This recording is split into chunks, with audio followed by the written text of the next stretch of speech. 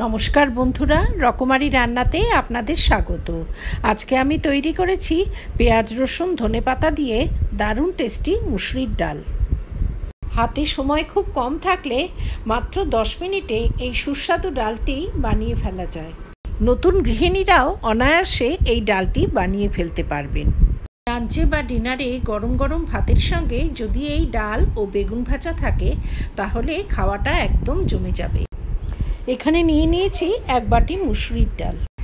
ডালটাকে 3-4 বার জল বদলে বদলে ধুয়ে নিয়েছি।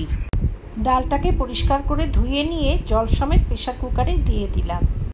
আমি ডাল প্রেসার কুকারে সেদ্ধ করেছি, তবে এটি কড়াইতেও সেদ্ধ করা যাবে, তবে সেক্ষেত্রে সময় একটু বেশি লাগবে। প্রেসার কুকারে দিয়ে দিলাম বেশ খানিকটা জল। ডাল এভাবে প্রেসার কুকারে সেদ্ধ করে নিলে জ্বালানি এবং সময় দুটোরই সাশ্রয় হবে। ডালে জল এমনভাবে দিতে হবে যাতে ডালগুলো জলের তলায় ডুবে থাকে। এতে অ্যাড করে দিলাম আধা চামচ মতো নুন। ডালে প্রথম দিকে নুনটা একটু কম দিয়ে পরে প্রয়োজন অনুযায়ী নুন অ্যাড করে দিতে হবে। এতে আধা চামচ হলুদ অ্যাড করে দিয়ে হাই ফ্লেমে 2 সিটি দিয়ে নেব। নুন আর হলুদটা ভালোভাবে মিশিয়ে দিলাম। এবার প্রেসার কুকারের ঢাকনা বন্ধ করে হাই ফ্লেমে 2 সিটি দিয়ে নেব। এখানে একটা পেঁয়াজ, একটা রসুন আর 3-4টে কাঁচা পাকা লঙ্কা নিয়ে নিয়েছি।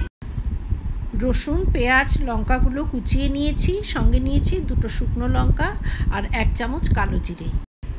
গ্যাসে কড়াই বসিয়ে দিয়ে দিলাম 1 চামচ মতো সর্ষের তেল।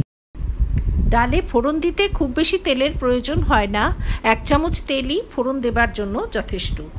আমি সর্ষের তেলে ডালে ফোড়ন দিচ্ছি, তবে যে কোনো তেলেই ডালে ফোড়ন দেওয়া যাবে। সর্ষের তেল খুব ভালোভাবে গরম করে নিতে হবে, এতে তেলের কাঁচা গন্ধটা চলে যাবে। এরপরে ফোড়ন দিলাম 1 চামচ কালো জিরে। কালো জিরেটা 1 মিনিট ভেজে নিয়ে এতে রসুন কুচিটা অ্যাড করে দিলাম। কালো জিরেটা খুব বেশি সময় ধরে ভাজা যাবে না, এতে কালো জিরেটা পুড়ে তেতো হয়ে যাবে। গ্যাসের ফ্লেমটা হাই করে দিয়ে হাই ফ্লেমে রসুন কুচিটা কিছুক্ষণ ভেজে নেব। ভাজতে ভাজতে রসুন কুচিটা হালকা লালচে হয়ে এলে এতে পেঁয়াজ কুচিগুলো অ্যাড করে দিলাম। পেঁয়াজ কুচিটাও হাই ফ্লেমে কিছুক্ষণ ভেজে নিতে হবে। এরপরে 2খানা শুকনো লঙ্কা অ্যাড করে দিলাম। শুকনো লঙ্কাটা ফোড়নে অ্যাড করে দিলে পুড়ে কালো হয়ে যেত। 3-4টে কাঁচা পাকা লঙ্কা কুচি করে অ্যাড করে দিলাম। লঙ্কাটা নিজেদের পছন্দ অনুযায়ী দিতে হবে।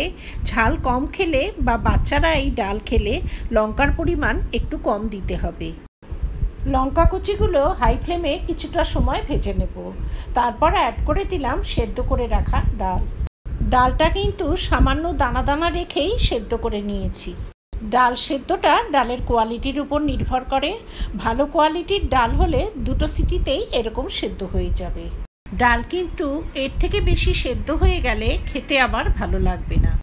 এবারে গ্যাসের ফ্লেম হাই করে দিয়ে হাই ফ্লেমে ডালটা ফুটে ওঠার জন্য অপেক্ষা করব। হাই ফ্লেমে ডালটা ফুটে উঠতেই অ্যাড করে দিলাম আধা চামচ মতো নুন। ডাল সেদ্ধ করার সময়ও নুন অ্যাড করেছি, সে কথা মনে রেখে একটু বুঝে নুন অ্যাড করে দিতে হবে।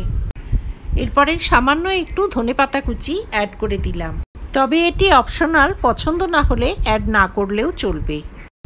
ডালের জন্য জলটা নিজেদের পছন্দ অনুযায়ী দিতে হবে, যে যেমন ডাল পছন্দ করেন। আমি ডালটা খুব বেশি ঘনও বানাইনি, আবার একদম পাতলাও করিনি। তৈরি হয়ে গেল পেঁয়াজ রসুন ধনেপাতা দিয়ে অতি সুস্বাদু মুসুরির ডাল। সুস্বাদু এই ডালটি আপনার বাড়ির ছোট বড় প্রতিটি সদস্যের ভীষণ পছন্দ হবে। আমার এই রেসিপি যদি ভালো লাগে তবে ভিডিওটিতে লাইক করবেন, শেয়ার করবেন। ভবিষ্যতে আরও রেসিপির জন্য আমার চ্যানেলটি সাবস্ক্রাইব করার অনুরোধ রইল।